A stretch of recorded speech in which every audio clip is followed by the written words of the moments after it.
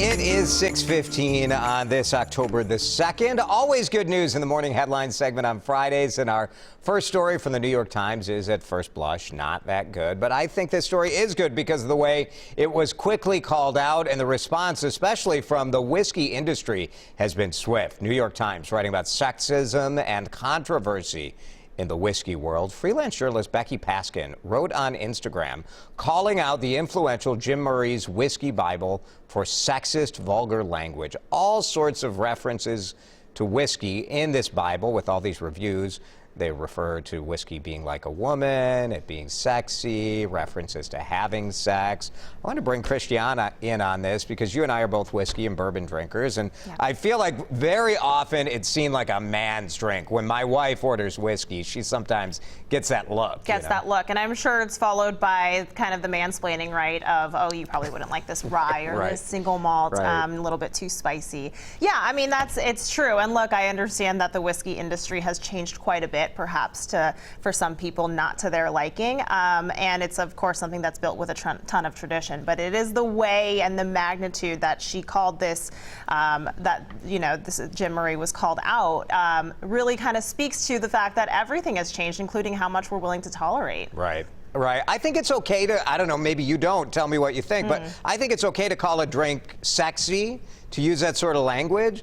But 34 times in your book, you start to say, like, all right, buddy, like, too much. What's really behind this? I know, I agree. I mean, you sure have fun with it, of course, and context matters, right? Like, we can't get away with saying certain things on our air, but for Whiskey Bible, sure. But it also is not even just the 34 times, Jason. It is the examples and kind of the degree that he's willing to go there, comparing to a 40-year-old woman who has still kept her figure. I don't really know what that does for anybody. No. Agreed. Yeah, nice to see the quick response by the whiskey.